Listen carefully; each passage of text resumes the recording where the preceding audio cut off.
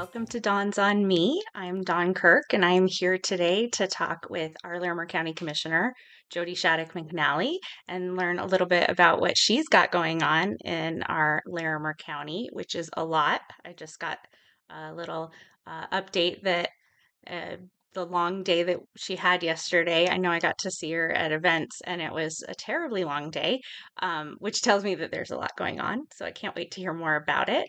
With that, I would love it, Jody, if you would share with us a little bit about yourself.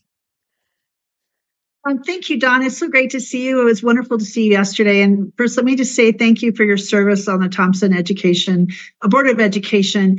Such a important role for our community and for our students and families, and doesn't come with the thanks and gratitude and the recognition that you all deserve. So I just want to say thank you for your service, because there's been a lot happening the last several years, and I just know that you guys don't always get the thanks you deserve. And I appreciate that Larimer County has a stronger and more involved partnership than ever with the county. And I worked very hard to build those bridges.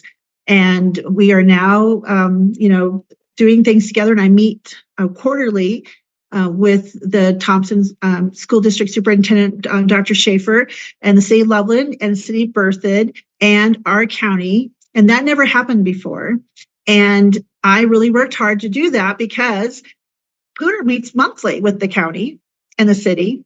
And I said, well, that's not okay. We need to make sure Thompson's getting some love and some information.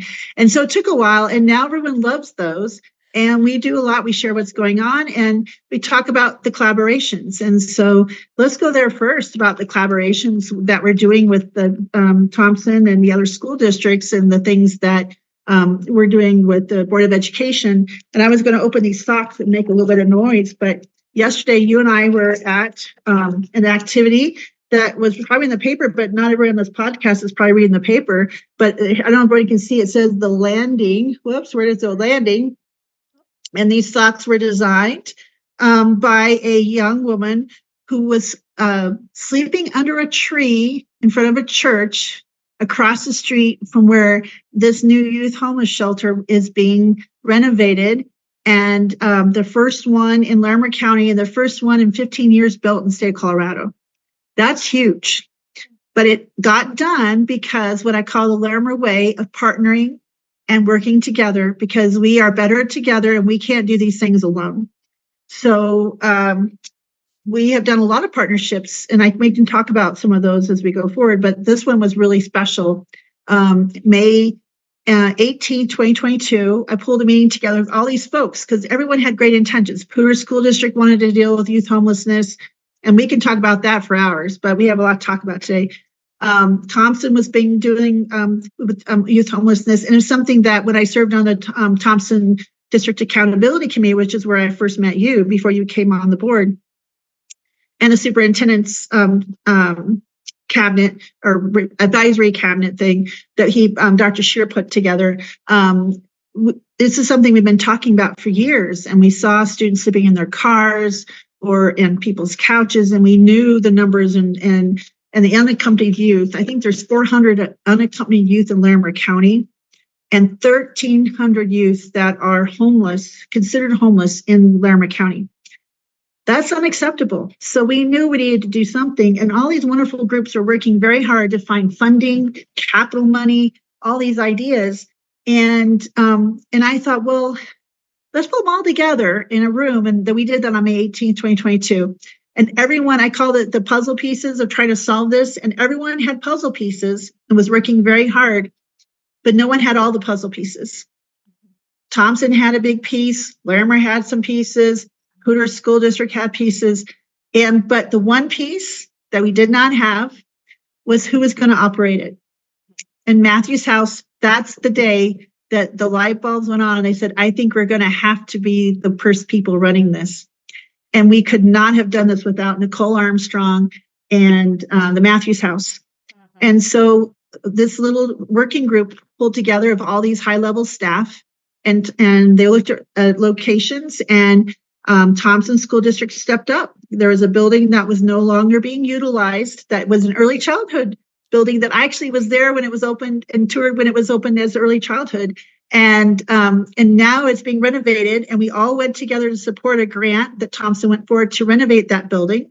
That grant came through. Matthew's House brought their puzzle piece, and with operating, Pooter brought some resources and funding and partnerships, and Larimer County came with $1.5 million, which I was very proud as Board of County Commissioners that we supported the operating renovations along with the grant. And our Larimer County Human Services, especially our Child, Youth, and Family Division, have been really instrumental. This is a need we saw. And so I have to just say, what a beautiful, wonderful, uplifting, inspiring thing to do together, that we yesterday broke the wall down to start the renovations and handed out these wonderful socks designed by a youth that is no longer suffering unsafe places to sleep and live. And they have paper airplanes. And it's called The Landing. That's the name that they came up with. And would you like to share the story about the paper airplanes? Do you remember how she talked about what the paper airplanes meant? I want you to share about that and add your thoughts on this. So I'll try not to cry, just so we, I know, you I'm know, trying not to cry too. it's powerful. So this kid really was sleeping under a tree at Zion Church, and they are an incredibly welcoming community. They're very supportive, so I think that's how she ended up finding that as a place to land. And she created the paper airplanes because it was sort of her inspiration for going upward, and like knowing that where she is isn't where she has to be. And so it's sort of an abstract way for her to think about a future that was different from sleeping under a tree.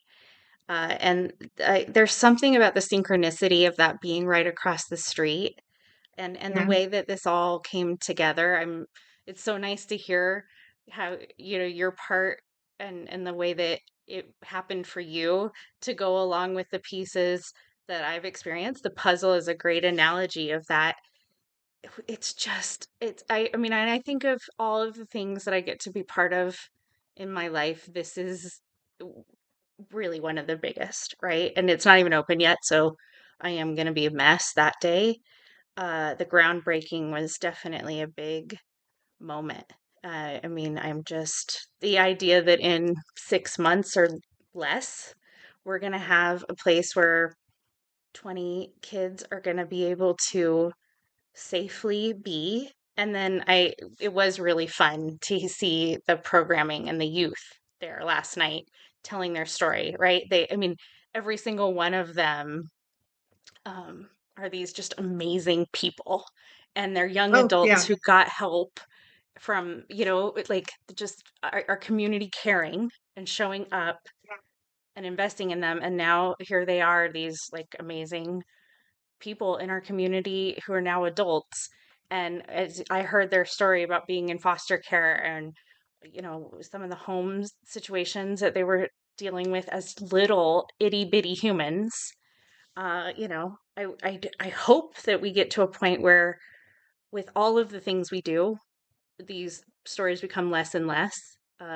These numbers are overwhelming and heartbreaking, and when you hear them tied to what people are experiencing, right? Just not just the data, but the like 21-year-old who's talking about being homeless and trying to get through school, and the only time they ate really was at school. It's Trying to go to the cafeteria and ask for second lunches to see if they could have some more food, and they weren't available because schools run on tight budgets and have that down to science. So yeah, it's something that our community should be proud of, and everyone coming together to solve a need. It's pretty cool. Like I said, I know it sounds quirky. I call it the Larimer way. We come together in natural disasters. Larimer County is known for high risk and natural disasters, but we also come together in times of need when community members have a need. And so not always all counties are this regional in focus or collaborate this way. And I hope folks know that this is unique and special. And I feel that we've always had some of that, but I feel like it's deepened and crossed boundaries, and we have school district, municipalities, all kinds of things working together. So, and even like you think about Kids Pack, that's another thing. The county brought in $250,000 to help with the capital campaign because they didn't. This is a nonprofit that's feeding youth on the weekends that are food insecure, and that's what 5 to 6 thousand youth that we could identify that are probably food insecure in just our count in Thompson, and to feed even just 10% of those, and they were doing that on the back of other nonprofit spaces or renting a small space. Now they have a home and they built this capital campaign and such a strong program for over 10 years in a Thompson school district. And Tom and Corinne Kerrigan and the board and how it came out of Rotary, another talking about partnerships and the community coming together, and the county is very proud to write that $250,000 check to help with the capital campaign. So there's another example of the Larimer way and taking care of our most vulnerable folks in our communities, whether our youth or older adults or marginalized communities or those who have special needs, and that's part of our job, I think. As a community, strong, thriving our communities are when we come together to help others and make sure everyone is rising with the tide. So it's really important.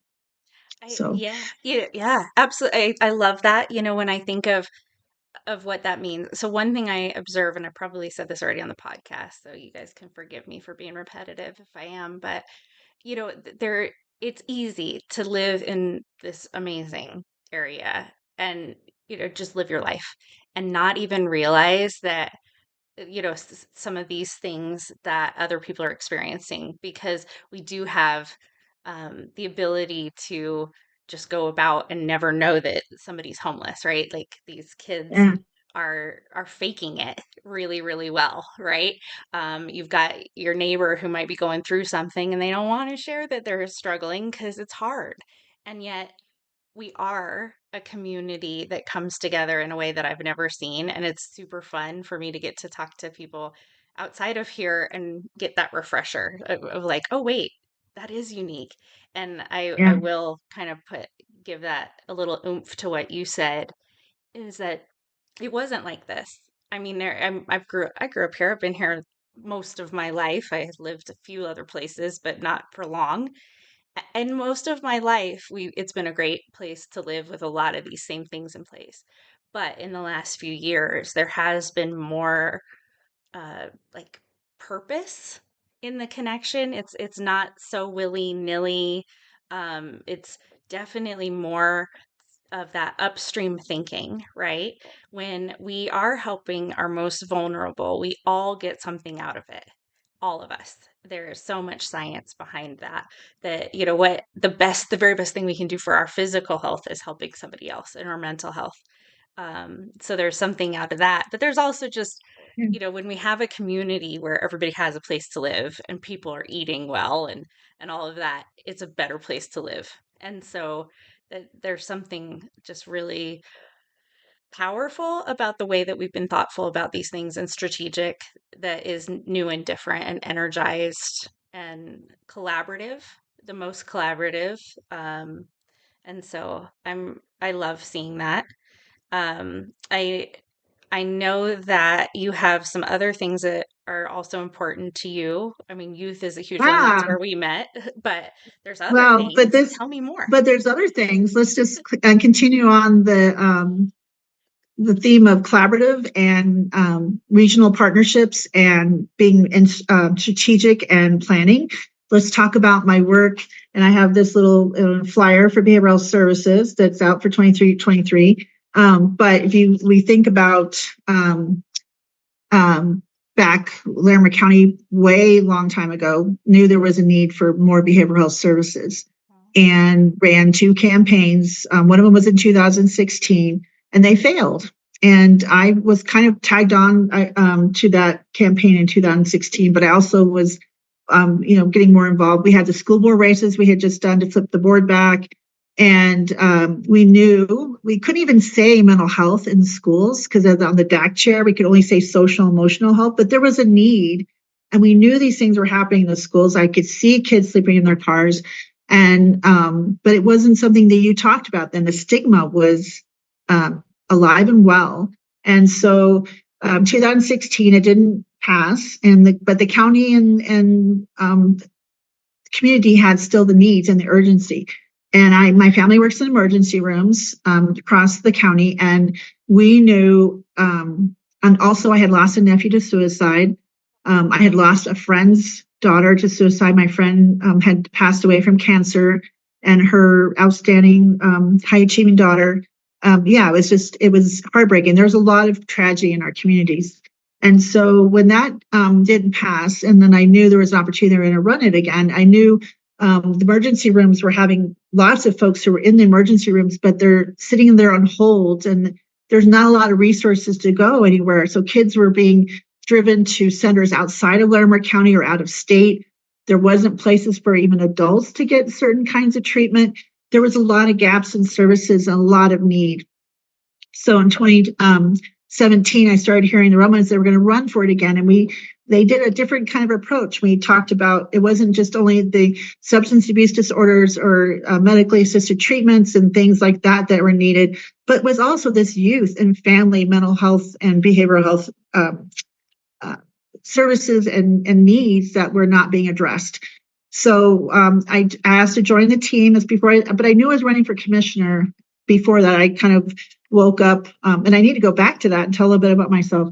Yeah. But I knew I wanted to become commissioner. And so, but I knew this need because I had, personal experience with losing someone to suicide by lethal means and all these other things. So I joined the team, and we knew we need to go out and educate folks how this impacted them. We talked about, the needs of increasing for youth and the needs for not having the most expensive form of care by people going to emergency rooms, and then even though our best intentions, sending them out to resources, that's not a job of emergency room doctors. They're not clinicians in mental health. They are, but they need to have more wraparound services. So we knew there was gaps.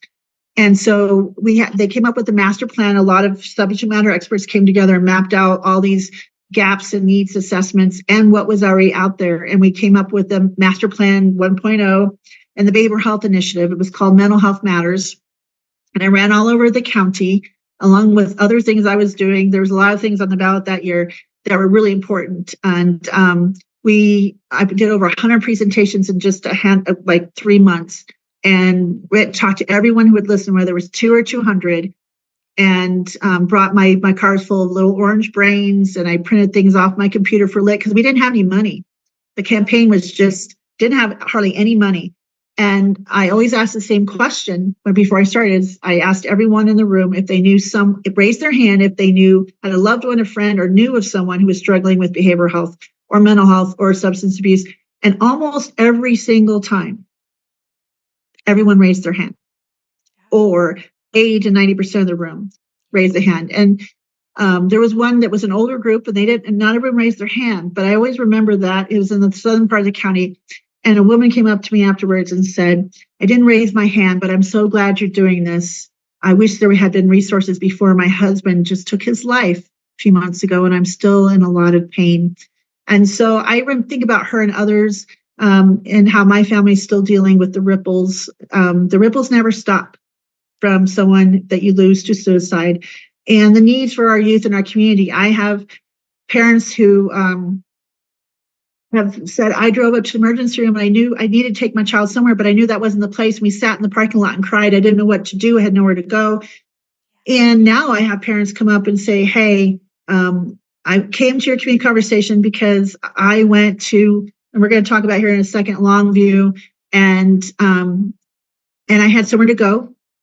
I never had somewhere. They took care of my child, and I saw them a few months later, and their child is in housing because they couldn't hold on to housing. And so, and they're doing the best they ever have. So what I'm talking about is the Behavioral Health Initiative for Larimer County, which thank goodness the voters, and I'm thankful for the voters, passed it in 2018. And we have been working on for 5 years, and we completed phase 1. So of course, when I became commissioner, this was one of my big goals, was to see this implemented.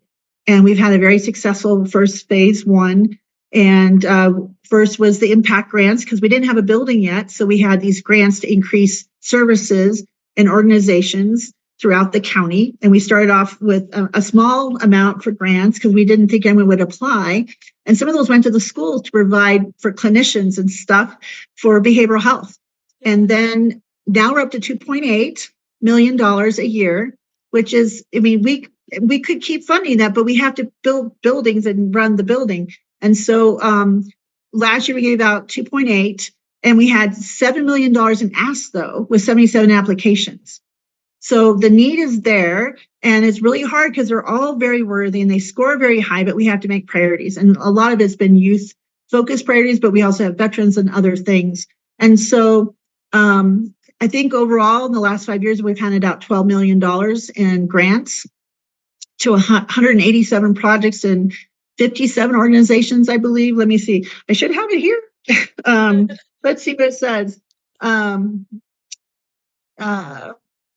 35 grants last year. So I don't have the overall, but it was a really successful 5 years. And the other thing of that was for 5 years was to open this Longview acute care and stabilization center, which is on the Longview campus. And we call it Longview because it's named, it's kind of historic because it's Longview. You can see Longview from around it. There's open spaces named Longview, but it's also because this center is about the short-term acute care, but also the long view of the health of our community and how we can help the long view for those who come to receive care. And so this is the first building, located on this campus. And it provides care and treatment for individuals experiencing mental health and substance use crises. But how it's done is we built the building. It's on our campus that we own, but we don't provide the services. So we put out an RFP for who would be providing the services. And Summit Stone Health Partners won that RFP, and they provide the services. And we have a very long, it was over a year of negotiating this contract. It's a very unique, first of its kind kind of contract of how we provide their services. Because this building, and I can say this because I've been on some national calls with the Pew Charitable Trust and National Association of Counties with other communities. No one's doing it this way. And how we've done it in the center has not been done. And so we built at a unicorn that is now we're trying to figure out how it works, but it's working. And so what's provided here at that service is the 24/7 behavioral health urgent care, 23-hour observation, because sometimes people just need stabilized and then sent home with a care plan. We have an on-site pharmacy and lab, which most places don't have. We have withdrawal management, crisis stabilization, an intensive case management and care coordination component. We have discharge with safety planning and follow-up, and supported transition to ongoing care. So in the first 30 days, I got some of the 6-month numbers last night, but I don't have them today right now in front of me. But here's the first 30 days. We built it last year. Well, we did the ribbon cutting on September 22nd. December 2nd, they opened the doors at 8 a.m. Had a big breakfast and getting all the staff ready. And at 8 o'clock on December 2nd, the first patient was at the door, literally knocking, saying, "I need help." So in the first 30 days, we had over 600 visits. 40% were admitted for a few, to stay in the facility for longer than 24 hours. And sometimes people stay for 5 or 7 days. Some stay a little longer, but it's not a long-term care facility. 90% of those folks are between 18 and 65, but there is about 10% youth. And we can keep youth up to 23 hours.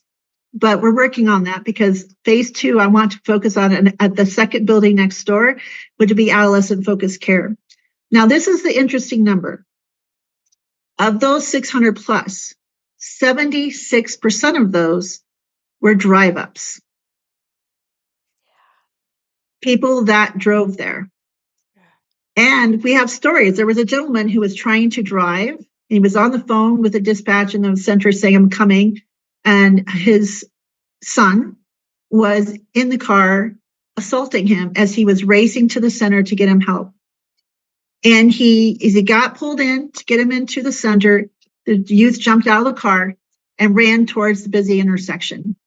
The staff were already aware, came out and was able to get him back in the car, and they drove him in the Sallyport, and the doors came down, and the dad received care, the son received care, and that child's on their way to recovery. And so, the co-responder units were only ones that were trained at first to to bring folks there, and it's working, but we still have a lot of things to figure out how it's working.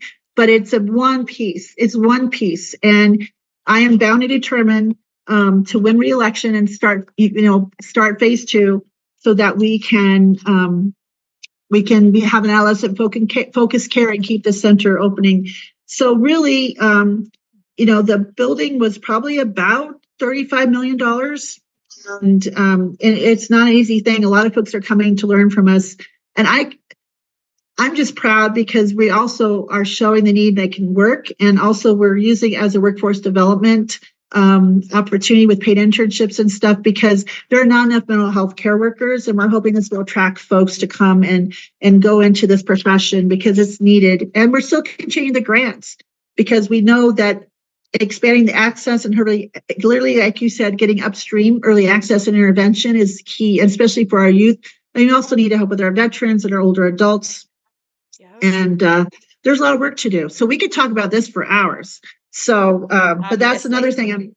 I'm very, very proud of that work. And so, yeah, I'm very excited about that. The other thing that I'm really excited about that I've accomplished, and so that's accomplishment. And I chair the policy council for that.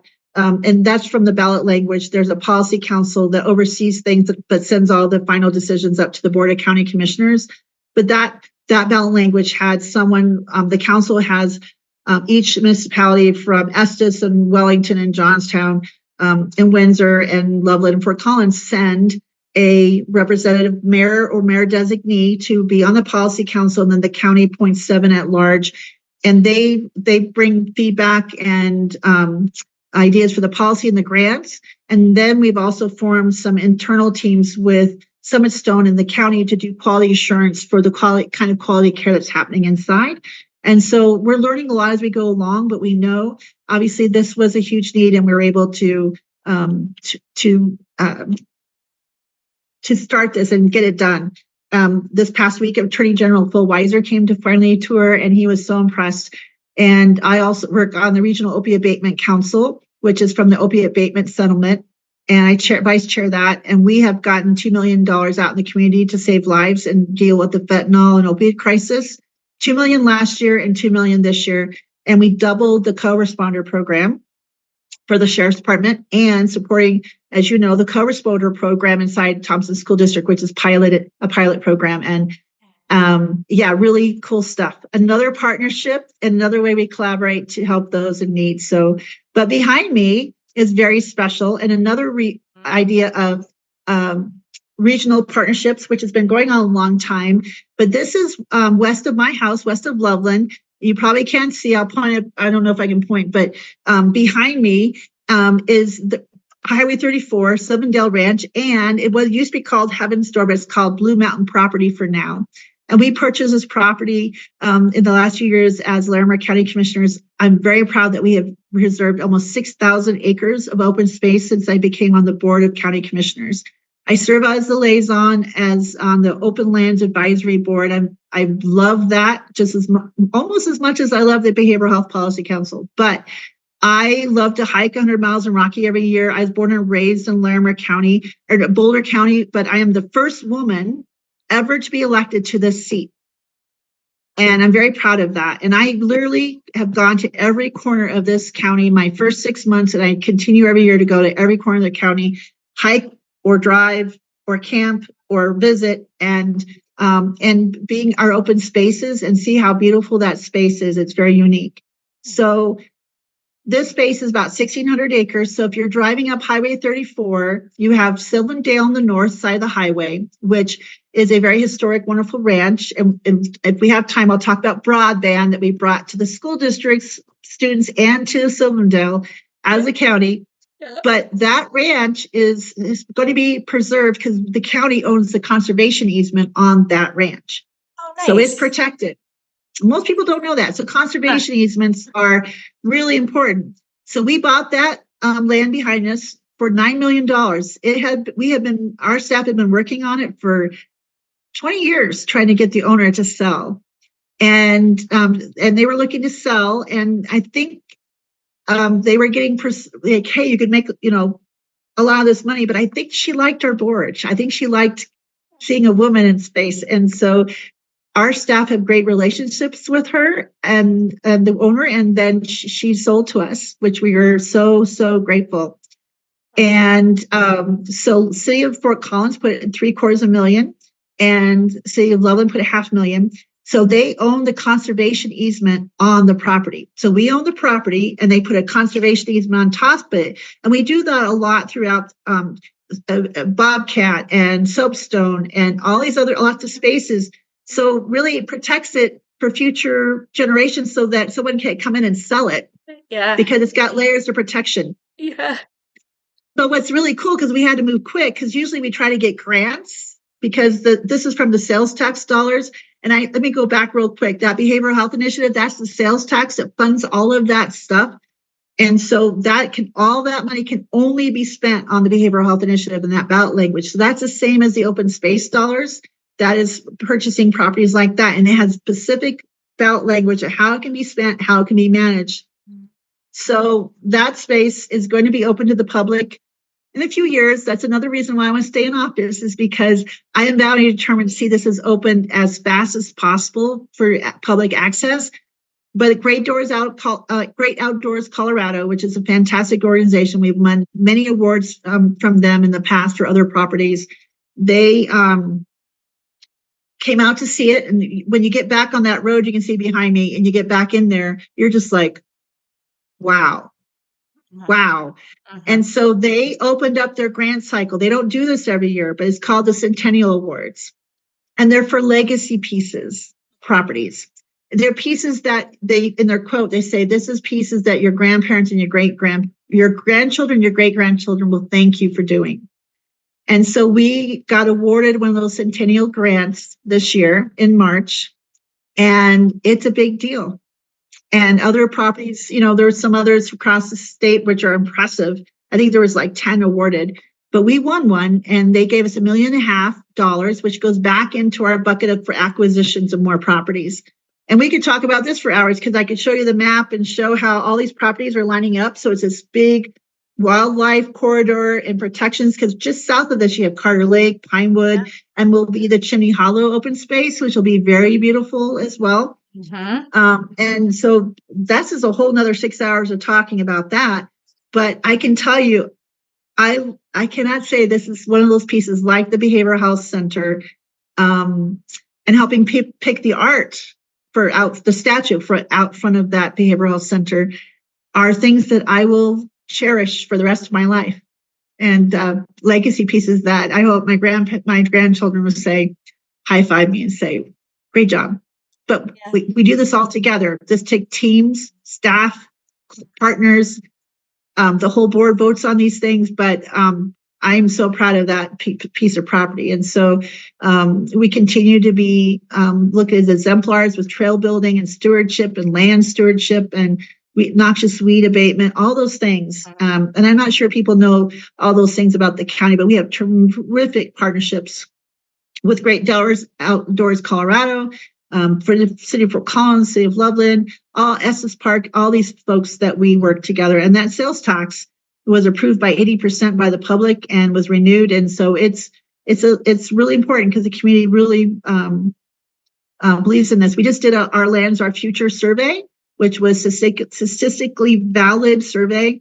And over 90% of the people responded that they think maintaining and having open spaces beyond city parks and stuff, but places like this are critical.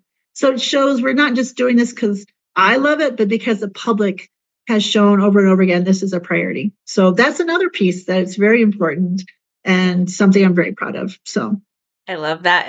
I look at this picture. I knew exactly where it is because I grew up in Masonville. And yeah, so this was very similar to my view. I'm the next ridge over, and I could see down just the next whole line. And it's one of the things that I reflect on now as I drive up the different canyons. You have a landowner who sells something like this, and in many cases they're putting homes on there that are still kind of spread out, right? But not always. And so we just have these a little bit at a time. Things are, as people are growing and selling, you end up with something like this going to a developer, and we need that, right? But also, the whole reason that we want to live here is because of spaces like this. And if we don't take action to make that statement, then you do end up with like that regret of, oh, I wish, because you can't take it back once something like this happens. And with the growth that we have here, that I know that Loveland ended up on a list that was like in the top 5 places to live in the nation. Fort Collins is regularly on that list, right? We have this like beautiful place that we live. Part of it is because of our natural beauty. And you do really have to be a steward of that and can't take it for granted with these competing priorities. Because I know it's just as important to you. I know we've been in rooms talking about the other things that come with the growth that are equally like they need our attention, they've got our attention, and to be able to find solutions that do both is something that um you know like you say, it's going to matter way longer in the future than we like to think, right? It's something that actually making that one decision impacts everyone here and everyone who travels through, right? For if I remember right, Rocky Mountain National Park is the most visited national park, which means that Yeah. that drive is the one that the most people see as a tourist destination for national parks. And so, that matters to everyone who comes through here. So, Four and a half yay. million visitors, 4.5 million visitors to Rocky National Park every year. So it's impactful. And speaking of that, that's another thing we did. As in last or 2 years ago as commissioner, I went to all the meetings for the comprehensive plan for the Estes Valley called Estes Forward, and we did it in collaboration again and spent money to do the unincorporated county plan along with the Estes Valley plan or Estes Town of Estes plan. And we did it together. There was 2 separate groups. We tried to make sure they were kind of aligned. It's called Estes Forward. It hadn't been had a plan in 25 years.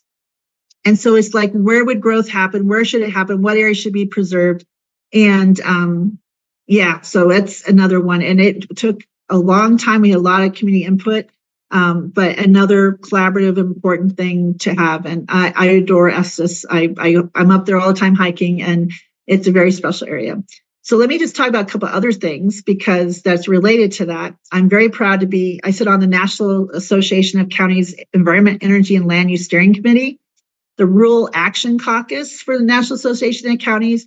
I was invited and participated in the National Pew Charitable Trust and NACO Disaster Resiliency Roundtable, which I'll talk about that with the Colorado Forest Health Council. And 2 weeks ago, invited to start coming to the Pew Charitable Trust National Association of Counties Intergovernmental Behavioral Health Crisis Summit team or group. So that was 2 weeks ago. We can talk about that another day, but that was some interesting things.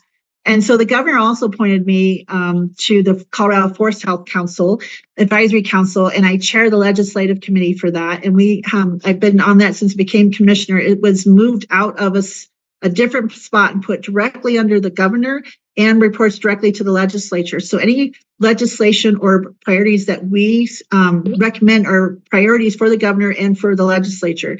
And so we've had the last 2 years very successful priority bills to deal with forest health, which I have to say everyone should understand. Forest health means watershed health, which is the water that we drink and the air that we breathe, and wildfire mitigation and reforestation. Our forests are not recovering after the Cameron Peak fire. And so I chair that legislative committee. This past week, we already got done recommending our 2025 legislative priorities and starting to get ready for 2026. There's lots of work to do to get to the scale and scope of the urgency of need to deal with how our forests have been managed in the years past and the wildfire risk. And if Cameron Peak did not teach us enough, and the post-fire flooding after that, that's a whole nother conversation. I will be having a wildfire town hall this month. So look for dates and times on that in Loveland. And we have outstanding Office of Emergency Management. There's a lot happening in that space.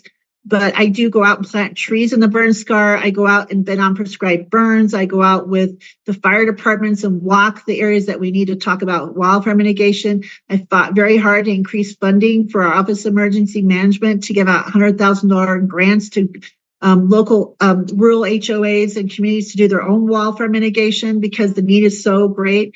And I sit and meet monthly with the state forester and U.S. Forest Service, and I'm sitting on NOCO Places 50, which is from the Wyoming border all the way down to the tip of Jefferson County. We talk about land management, stewardship, how many people are on our spaces, and how we manage that. And there's a lot going on. But I can tell you the forecast coming up for this year, conditions and climate change and the weather patterns are lining up to look like 2012 and 2020. And if you don't remember, the public doesn't remember, 2012 and 2020 was our big, Larimer County had the biggest fire ever in 2012, which was eclipsed a couple weeks later by another fire. And then 2020, we have the largest in Larimer County of Colorado history. And followed that was the horrible and impactful Marshall Fire.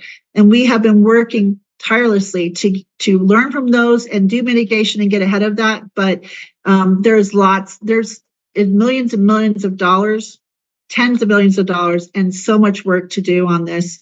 And I love being on the Forest Health Council because it ties in land use, wildfire mitigation, emergency management, reforestation, and watershed health, and it's all related. So whether you live in the city or you live up in the rural areas, this is upstream from you, and it matters. And even down to the farmers, because the quality of water, you get a lot of sediment in the rivers. People have to, Fort Collins and Loveland have had to shut down their water systems because of flooding and fires. So this is impactful, and it's really important work, and it's taken a lot of strategic thinking. We're trying to do short-term and long-term thinking. And then the last thing I like to share with Sylvandale in the back is broadband. We had a lot of, and I could talk about a lot of things because the county does impact your daily life in so many ways. Yeah. But broadband is something that was, I don't have fiber to the premise. I don't have great broadband at my house. I live west of town, and I live in unincorporated Larimer County. I'm the only commissioner that does. But I live close enough to the town that, I get both. I get that urban fridge. I get both of those worlds. And so it was a goal that had been started, and I kind of revitalized it and moved it forward. And now we have the NOCO Fiber Alliance, which is a partnership between City of Loveland and Pulse, City of Fort Collins Connection, Estes Park Trailblazer, Poudre Valley Rural Electric, and the list goes on. So check out NOCO Fiber Alliance. It's on the website. And it's all of us working together because I believe public-owned broadband and internet is a public right, and all folks should have quality access to internet. And so these partners have publicly owned utilities as broadband, and we are trying to expand out from the municipalities into the unincorporated areas. And one of those is Sylvandale, because Sylvandale was not connected, and now they are. And that was from some of the counties and Lago Vista.